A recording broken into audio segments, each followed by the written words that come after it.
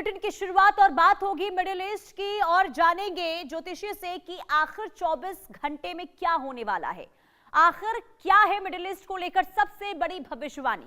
देखिए, साल 2026 की शुरुआत ही टेंशन के साथ शुरू हुई।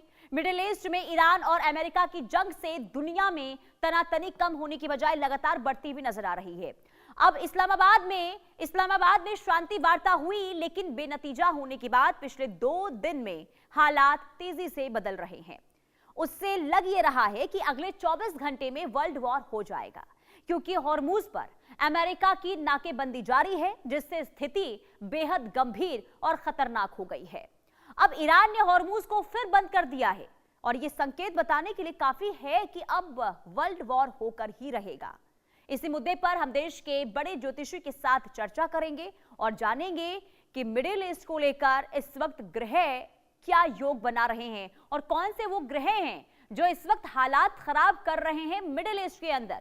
लेकिन सबसे पहले आइए बात कर लेते हैं, ग्राफिक्स के जरिए आपको जानकारी देते हैं कि 24 घंटे में आखिर वर्ल्ड वॉर के संकेत क्यों मिल रहे हैं। तो हॉर्मुज पर अमेरिका की नाकेबंदी लगातार जारी है। इसके बावजूद भी जब ईरान ने स्ट्रेट ऑफ हॉर्मुज को खोलने की बात कही थी, स्थिति बेहद गंभीर और खतरनाक होती हुई इस वक्त नजर आ रही है। अब ईरान ने एक बार फिर से स्ट्रेट ऑफ हॉर्मुज को बंद कर दिया है और ईरान की तल्ख टिप्पणी लगातार सामने आ रही है अमेरिका को लेकर, और अमेरिका की नाकेबंदी का पलटवार ईरान ने किया स्ट्रेट ऑफ हॉर्मुज को बंद कर। अब ईरान ने भारतीय जहाजों पर भी गोलीबारी की, उसकी तस्वीर भी हमने आपको दिखाई थी। अब हॉर्मुज से दुनिया का 25% तेल व्यापार होता है और सऊदी, इराक, यूएई, कतर प्रभावित इससे होंगे। ना सिर्फ ये देश, ना सिर्फ अरब देश, बल्कि कई देशों की स्थिति खराब होगी स्ट्रेट ऑफ हॉर्मुज बंद होने से, जिसमें जापान भी है, भारत भी है। और अगर लंबे समय तक बंद रहा तो संघर्ष और भी ज्यादा बढ़ सकता है। यानी कुल मिलाकर अगर स्ट्रेट ऑफ हॉर्मुज लंबे समय तक बंद रहेगा, ईरान इस पर पूरी तरीके से पाबंदी लगाकर रखेगा, तो तमाम ऐसे देश है जहां पर स्थिति जो है तेल को लेकर खराब होगी और ऐसे में संघर्ष बढ़ने की संभावना भी इससे जताई जा रही है। और माना यह जा रहा है कि अगर यही हालात रहे तो 24 घंटे में वर्ल्ड वॉर के संकेत भी इससे मिल रहे हैं। तो सवाल यह कि क्या वाकई में वर्ल्ड वॉर 3 की संभावना बन रही है। हमारे साथ ज्योतिषी एच.एस. रावत जी जुड़ चुके हैं। बहुत स्वागत है आपका इंडिया न्यूज पर। सबसे पहले तो क्या संकेत वाकई में वर्ल्ड वॉर 3 की जताई जा रही है, क्या ग्रह बता रहे हैं वर्ल्ड वॉर को लेकर? इस समय पुनीता जी, अभी मैंने जो प्रश्न ज्योतिष लगाई है उस प्रश्न ज्योतिष के हिसाब से अगर देखा जाए तो लग्नेश नीच का होकर के चल रहा है जी। जब भी कोई भी ग्रह अगर नीच का हो जाता है प्रश्न के समय पर, तो वो कहीं ना कहीं डिलेमा में चला जाता है। तो अभी कहीं वर्ल्ड वार की स्थिति तो नहीं बनती है, क्योंकि अभी जो सारे प्लेनेट है इस समय पर बृहस्पति केंद्र के अंदर आकर के बैठा हुआ है। तो ये है कि कहीं ना कहीं समझदारी आएगी और कोई ना कोई समझौता निकलेगा, क्योंकि वर्ल्ड वार होने के चांसेस अभी नहीं दिखाई दे रहे हैं। वर्ल्ड वार होना होता तो पिछले ही महीने हो जाता, यानी उस समय पर जो ग्रहों की चाल थी बहुत खराब थी। लेकिन जी। इस समय पर ग्रहों की चाल थोड़ी सी पॉजिटिव हो रही है। और आज 19 तारीख है और आज स्वराशि के अंदर शुक्रदेव भ्रमण करेंगे। और शुक्र और गुरु, यानी दैत्य गुरु और देव गुरु दोनों ही अच्छी अच्छी जगह पर है, यानी राक्षस और देवता। इसका मतलब युद्ध करने वाला और युद्ध जिस पर होने वाला है वो, यानी दोनों की दोनों अभी शुभता के अंदर हैं। तो इसका मतलब मैं ये कह सकता हूं अभी पुनीता जी जी। कि जो ईरान है उसके ऊपर भी शुभता वाले ग्रहों का प्रकोप है और कहीं ना कहीं अमेरिका और इजराइल के ऊपर भी उन ग्रहों का प्रभाव है। हम्म। तो ये कहा जा सकता है कि कहीं ना कहीं अभी ये धमकियां दे रहे हैं, एक तरह से एक दूसरे को धमकाने की कोशिश कर रहे हैं। लेकिन ऊपर से और अंदर से दोनों प्लेनेट जो हैं, जैसे कि देवगुरु और दोनों ही अगर ये नीच हो जाते या दोनों ग्रह शत्रु राशि में आ जाते, देवगुरु भी और दैत्य गुरु, ये देवता और राक्षसों का युद्ध जब होता है तो उस समय उनके ऊपर बुरे ग्रहों का, क्रूर ग्रहों का प्रभाव चल रहा होता है। जी। लेकिन इस समय तो देव और दानव दोनों के ऊपर, यानी युद्ध करने वाले और जिस पर युद्ध हो रहा है, यानी दोनों के ऊपर ही शुभता आ चुकी है। इस समय पर अभी अभी आई है 9:16 के ऊपर। तो मुझे ऐसा लगता है कि कहीं ना कहीं ये विश्व युद्ध तो नहीं होगा, लेकिन हाँ तकरारबाजी लगातार चलती रहेगी। और स्थिति ये ईरान के हित में ही रहने वाली है, यानी ईरान जिन शर्तों पर चाहेगा उन्हीं शर्तों पर ये समझौता होगा। अमेरिका की शर्तों पर या इजराइल की शर्तों पर ये समझौता नहीं होगा, नहीं तो ये युद्ध लगातार चलता रहेगा।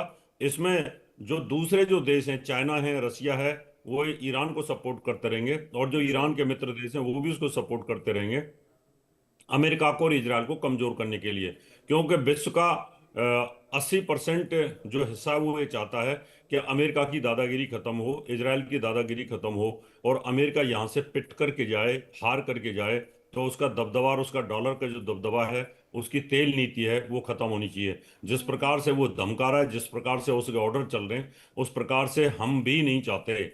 हम नहीं चाहते कि हमारे देश को कोई कमांड करे, हमें ये बोले कि ईरान से तेल नहीं ले सकते आप रशिया से तेल नहीं ले सकते, आपकी छूट बंद कर दी गई है, जैसे कि हम इनके कोई गुलाम है। तो इसलिए मुझे लगता है कि इस समय पर जो स्थिति है वो ऐसी टक्कर की बनी हुई है कि पीछे से ईरान को सपोर्ट होगी और आगे से इनके ऊपर हमला होते रहेंगे।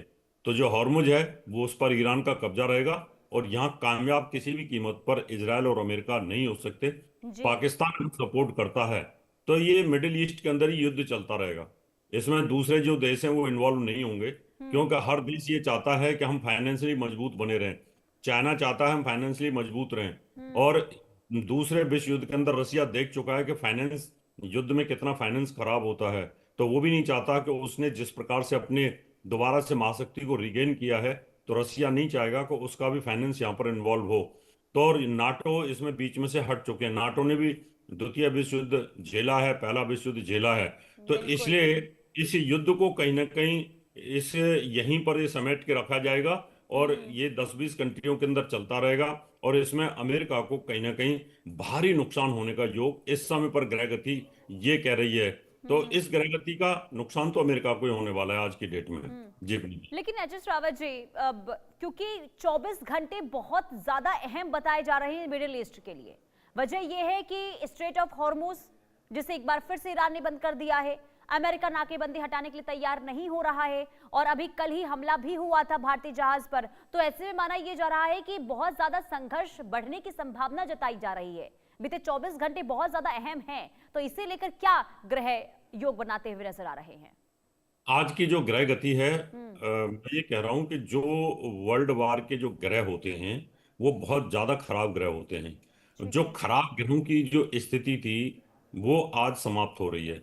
इसका मतलब अगर मैं ये कहूं कि जो मंगल और शनि की युति चल रही थी, मंगल शनि और सूर्य ये विश्व युद्ध के चांसेस बनाते हैं, या मंगल केतु सूर्य, मंगल केतु शनि, ये कहीं ना कहीं विश्व युद्ध की चांसेस बनाते हैं जिसमें पूरे देश के ऊपर नुकसान होता है। ठीक है। लेकिन यहाँ डिप्लोमेसी चल रही है पुनीता जी।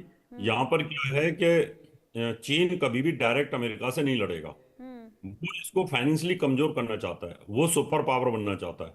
तो ऐसी स्थिति में पीछे से सपोर्ट देता रहेगा, और अमेरिका सीधा उस चीन से उलझेगा भी नहीं, क्योंकि अगर वो उलझता तो उसका बहुत भारी नुकसान हो जाएगा, क्योंकि उसके पास तो इतनी मिसाइलें हैं कि वो अमेरिका उसकी रेंज में है। जी। तो बहुत सोच समझ करके इस युद्ध के परिणाम निकलने वाले हैं। ग्रहों की चाल अगर देखी जाए तो उन चाल के अनुरूप अगर मैं जो आज प्रोडिक्शन कर रहा हूँ और जो पहले भी हमने प्रोडिक्शन करी थी, उसके हिसाब से मुझे लगता है ये धमकियां हैं, और धमकी ऐसे डोनाल्ड ट्रंप पहले भी दे चुके हैं। डोनाल्ड ट्रंप की जो कुंडली है वो एक साइको कुंडली बोली जाती है, जिसमें चंद्रमा नीच का होता है। जिस व्यक्ति का चंद्रमा नीच का होता है तो वो राष्ट्राध्यक्ष हो चाहे मुख्यमंत्री हो, वो अपनी बात पे स्टेबल रहता नहीं है। और जिस बात पर कोई अपनी बात पे स्टेबल ना रहता हो तो उसके लिए हार जीत के माने कुछ रखते नहीं है, तो वो कभी भी संतोष कर लेता है, चलो छोड़ो युद्ध को समाप्त करें। कि जैसे कि ये लोग अफगानिस्तान से भाग गए थे और तुरंत सारे हथियारों को छोड़ के रातों रात निकल लिए, तो इन्होंने उस समय अपनी इज्जत बेइज्जती को नहीं देखा।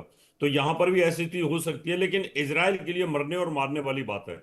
इजराइल के लिए ईरान को खत्म करना, इजराइल के लिए वहां परमाणु ठिकानों को खत्म करना, उन मिसाइलों को खत्म करना जो लंबी दूरी की मिसाइलें ईरान बना रहा है, तो उसके लिए बहुत जरूरी है, क्योंकि उसके लिए बहुत खतरा बना हुआ है।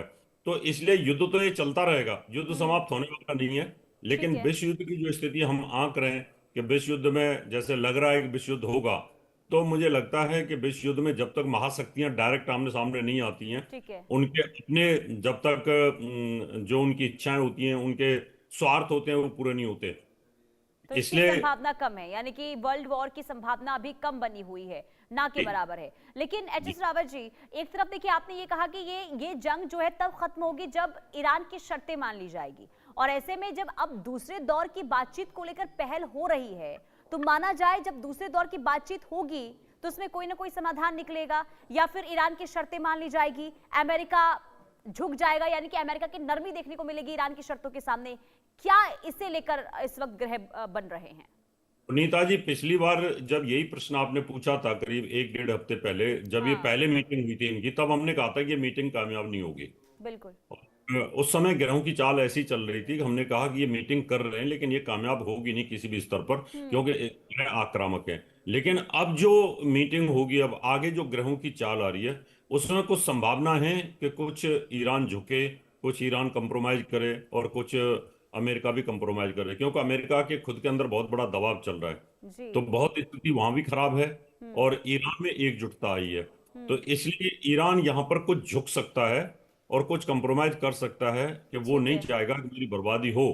क्योंकि इस समय ग्रहों की चाल जब आती है कि कोई भी राष्ट्राध्यक्ष हो, उसके ऊपर जब पॉजिटिव ग्रह आते हैं तो समझौते की तरफ उसका दिमाग चलना शुरू हो जाता है। या हम ही कहीं झगड़ा कर रहे हैं, या हमारा मुकदमा कोई चल रहा है, किसी के साथ कलेश चल रहा है, जब हमारे उस शुभ ग्रह आते हैं तो हम सोचते हैं चलिए छोड़िए कंप्रोमाइज कर लेते हैं। जब हाँ। बुरे ग्रह आते हैं तो हम लगातार अटैक पर अटैक करते रहते हैं। तो हम्म। बुरे ग्रहों की जो मैक्सिमम जो चाल थी ग्रहों की, वो तो अब धीरे धीरे आज से कम हो रही है। हम्म। इसका मतलब कुछ उम्मीदें ऐसी हैं कि कहीं ना कहीं तुम भी झुको मैं भी झुकूंगा, तो कुछ समझौता हो सकता है। और ये समझौता होगा तभी जब ईरान जो है इन बातों को मान लेगा कि परमाणु बम नहीं बनाएगा और लंबी दूरी की मिसाइलें नहीं बनाएगा।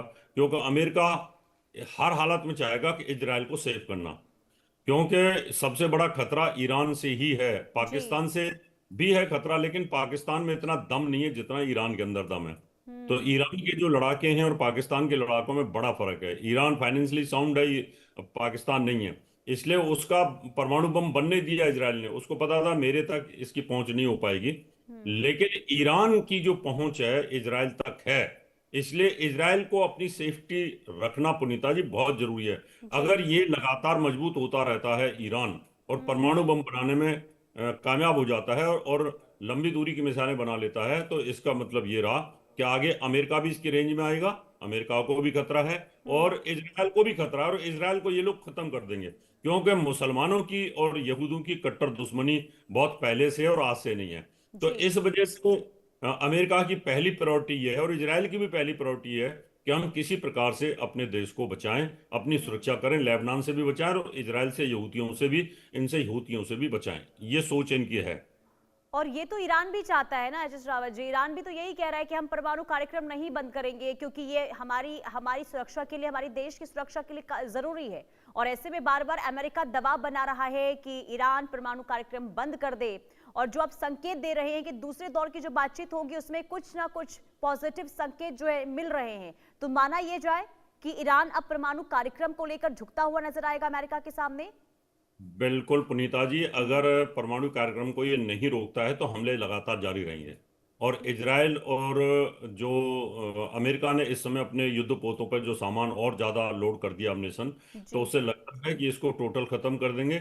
और कभी भी नहीं चाहेगा, चीन भी नहीं चाहेगा कि ईरान टोटल ख़त्म हो, और कभी भी नहीं चाहेगा रसिया टोटल ख़त्म हो। और वो डायरेक्ट सामने फाइट में आएंगे नहीं। और हम्म। इतनी अमनेशन की सप्लाई हो नहीं सकती कि वो इजराइल का और अमेरिका का खुला साथ दे सकें। और बीच जी। में हो सकता है सऊदी अरब है, यूएई है, कतर और पाकिस्तान भी अगर इसमें इन्वॉल्व हो जाते हैं तो हम्म। फिर बहुत मुश्किल हो सकती है। इसलिए इसमें पीछे से बैकिंग रहेगी, और पीछे से बैकिंग में ना इतना युद्ध नहीं जीता जाता कभी भी। और बिल्कुल। उसमें तब सामने सेनाएं आती हैं तभी युद्ध जीत सकते हैं। तो हम्म। उस समय वर्ल्ड वार की स्थिति पैदा होती है। तो मुझे नहीं लगता कि चीन अपनी सेनाएं यहाँ पर भेजेगा और रसिया अपनी सेनाएं भेजेगा, किसी कीमत पे नहीं लगता। क्योंकि वो कभी नहीं हम्म। चाहेंगे कि हम किसी के लिए, क्योंकि रसिया को कोई लालच नहीं है।